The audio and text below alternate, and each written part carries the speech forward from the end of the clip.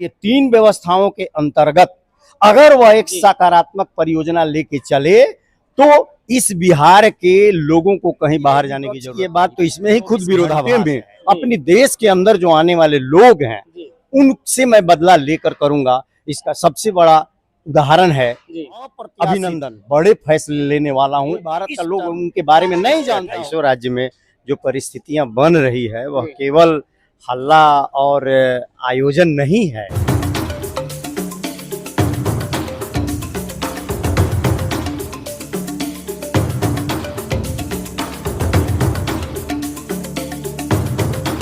क्या नाम है सर आपका? राजेश्वर कुमार सिंह।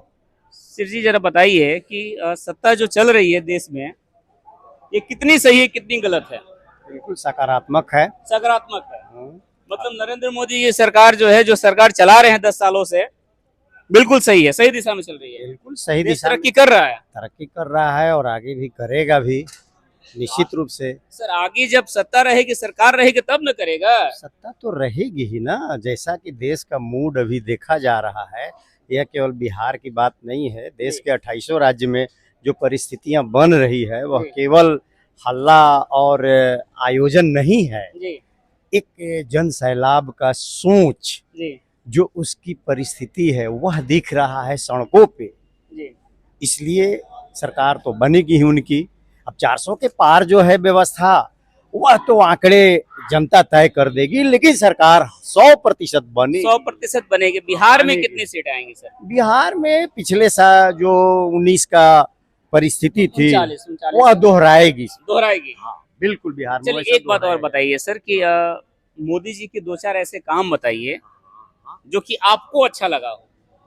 हमको क्या, देश के जो भी प्रबुद्ध लोग हैं जी जो इस देश से मोहब्बत करते हैं, जी देश हित में जो काम हो जी और आम नागरिक के जो हित में काम हो जी वह काम सबको अच्छा लग रहा है। जैसे सबसे पहले देश की सुरक्षा है बिल्कुल, और वह सुरक्षा की व्यवस्था इन्होंने विश्वास अर्जित किया अपनी जनता का कि मैं 24 घंटे में अपनी देश के अंदर जो आने वाले लोग हैं जी उनसे मैं बदला लेकर करूंगा। इसका सबसे बड़ा उदाहरण है जी अभिनंदन, जी जो विंग कमांडर थे हम लोगों के, जी वो चले गए सीमा पार। जी ऐसी परिस्थिति बनी, लग रहा था कि अब वो वापस नहीं आएंगे, लेकिन कूटनीतिक रूप से मोदी जी ने एक ऐसी व्यवस्था कर दी जी कि जहां तक मीडिया की ही बात है जी वहां के जो जनरल थे वो कांप रहे थे कि जल्दी इसको वापस करो देश को, और नहीं तो पाकिस्तान में क्या हो जाएगा ये कहना असंभव हो जाएगा।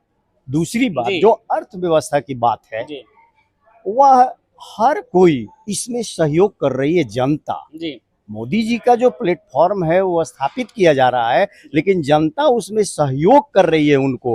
हर क्षेत्र में, हर छोटे से तबके में, छोटे छोटे गांवों में, आदिवासी क्षेत्रों में जहां तक सत्ता की किरण पहुंच नहीं पाई थी आज तक, वहां उन लोगों ने उस व्यवस्था को ले जाकर उजागर किया है। और जिसका सबसे बड़ा, आप छोटे छोटे लोगों का, भूपेन हजारिका तो बहुत बड़े व्यक्ति हैं, जी उनको भारत रत्न दिया गया, वह एक सम्मान के लायक थे। अभी जो हैदराबाद से खड़ी है माधवी लता, कोई भारत का लोग उनके बारे में नहीं जानता होगा, सही बात नहीं जानता होगा, लेकिन वैसे लोगों को उन्होंने लिया कि वो एक प्रत्याशी के रूप में, जो विरोधी हैं उन्हें एक प्रत्याशी के रूप में देखेंगे। लेकिन जो माधवी लता है, जो उनका निजी जीवन आप अगर देखेंगे, खंगालेंगे, आप खंगाले भी होंगे, तो आश्चर्यजनक परिणाम उसमें आएंगे कि ऐसे भी लोग इस देश में सेवारत हैं। तो इस कारण से मोदी जी की यह व्यवस्था जो है वह चलेगी, और मैं तो यह शुभेच्छा करूंगा कि वो अच्छे मतों से विजयी हो पूरे देश में, क्योंकि उन्होंने एक अघोषित वादा किया है अपने जनता से कि जो 2 टर्म हमने लिया वह देश में कुछ सुखद परिणाम लाए, लेकिन मैं कुछ अप्रत्याशित बड़े फैसले लेने वाला हूं इस टर्म में। तो मैं ये स्थापना उन्हें भगवान रामलला के रूप में वहां की, जिसके लिए अपने ही घर में हमें भगवान की पूजा करने के लिए 500 वर्षों तक इंतजार करना पड़ा। उस उम्मीद के साथ उनको मैं शुभेच्छा जरूर दूंगा, अपने ईश्वर से जरूर आग्रह करूंगा कि पुनः उन्हें जिताएं, और कुछ ऐसे कड़े फैसले, जो कांग्रेसी राज्य में ऐसे 52 कानून बनाए गए हैं जो इस देश के केवल हिंदू के लिए नहीं, इस देश के नागरिकों के बिल्कुल प्रतिकूल है। जी जो प्रबुद्ध लोग हैं, आप जैसे प्रबुद्ध लोग, वो जी। कानून के बारे में आप जानते हैं, जी।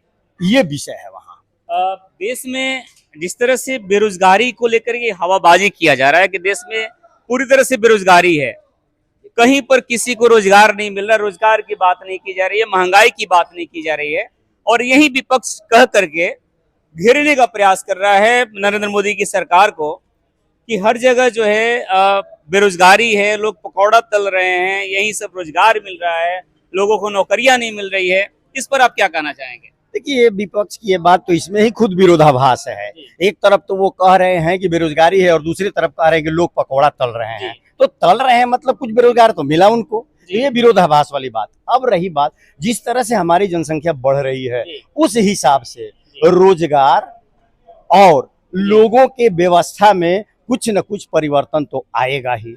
और रह गई बात रोजगार और बेरोजगार की, तो हमारे देश में एकमात्र परिभाषा यह होती है कि अगर हम सरकारी नौकरी हासिल कर ले, हम बेरोजगारी से मुक्त हो गए। यह व्यवस्था सर्वथा गलत, अनुचित और अन्यायोचित है।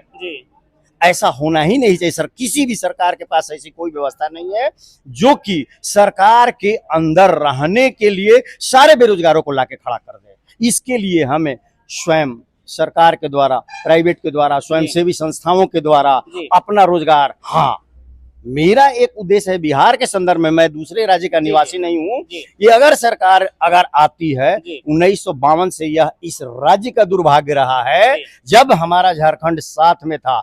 इस यहाँ की अर्थव्यवस्था 4 मुख्य चीजों पर टिकी हुई है।